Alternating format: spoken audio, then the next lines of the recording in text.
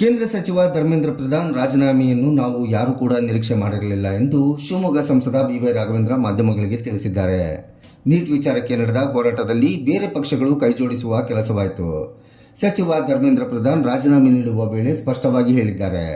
ಯುವಕರು, ವಿದ್ಯಾರ್ಥಿಗಳಿಗೆ ನ್ಯಾಯ ಸಿಗಬೇಕು. ಮಕ್ಕಳನ್ನು ಬಳಸಿಕೊಂಡು ರಾಜಕೀಯ ಮಾಡುತ್ತಿರುವ ತಂಡ ದೇಶದಲ್ಲಿದೆ.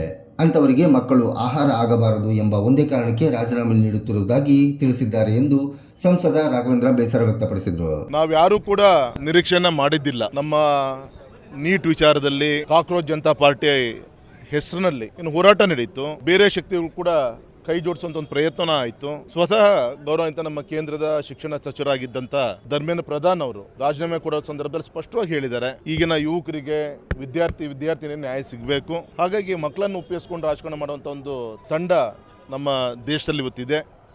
ಅವರಿಗೆ ಆ ಮಕ್ಕಳು ಆಹಾರ ಆಗಬಾರ್ದು ಅಂತೇಳಿ ನಾನು ರಾಜೀನಾಮೆಯನ್ನು ಕೊಡ್ತಾ ಇದ್ದೀನಿ ಅಂತ ನಿನ್ನೆ ರಾಜೀನಾಮೆಯನ್ನು ಕೂಡ ಕೊಟ್ಟಿದ್ದಾರೆ.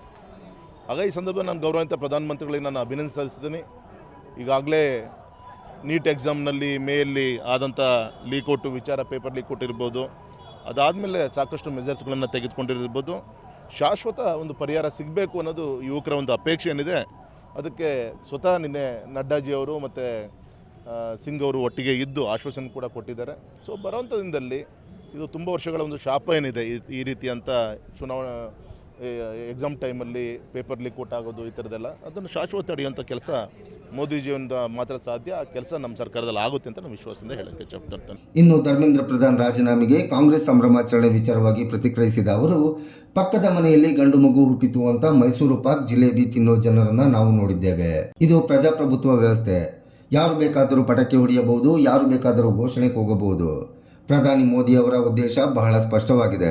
ಅವರ ಉದ್ದೇಶವನ್ನು ಪ್ರಶ್ನೆ ಮಾಡಲು ಯಾರಿಗೂ ಸಾಧ್ಯವಿಲ್ಲ ಎಂದು ತಿಳಿಸಿದರು. ಸಂತೋಷ.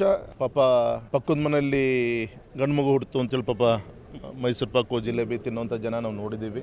ಆಗಲಿ, ಒಟ್ಟು ನಮ್ಮೆಲ್ಲರ ಒಂದು ಉದ್ದೇಶ ಈ ಪ್ರಜಾಪ್ರಭುತ್ವ ವ್ಯವಸ್ಥೆಯಲ್ಲಿ ಯಾರಾದರೂ ಪಟಾಕಿ ಹೊಡಿಲಿ, ಯಾರು ಬೇಕಾದ್ರೂ ಘೋಷಣೆ ಹಾಕಲಿ, ಆದರೆ ಗೌರವಾನ್ವಿತ ನರೇಂದ್ರ ಮೋದಿಜಿಯವರ ಒಂದು ಉದ್ದೇಶವನ್ನು ಯಾರೂ ಕೂಡ ಪ್ರಶ್ನೆ ಮಾಡಲಿಕ್ಕೆ ಸಾಧ್ಯ ಇಲ್ಲ. ಸ್ಪಷ್ಟವಾಗಿದ್ದಾರೆ. ಆಯಿತು, ಯುವಕರ ಒಂದು ಮನ್ನಣೆ ಕೊಡೋಣ, ಅವರ ಅಪೇಕ್ಷೆ ತಕ್ಕಂತೆ ಇನ್ನೂ ಹೆಚ್ಚಿಗೆ ನಮ್ಮಿಂದ ನಿರೀಕ್ಷೆಯನ್ನು ಮಾಡ್ತಾ ಇದ್ದಾರೆ. ಅದಕ್ಕೆ ಹೆಜ್ಜೆ ಇಡಬೇಕಂತ ಸಂಕಲ್ಪ ಮಾಡಿದ್ದಾರೆ. ನಾವು ತೆಗೆದುಕೊಂಡು ಹೋಗ್ತೀವಿ ಸರ್.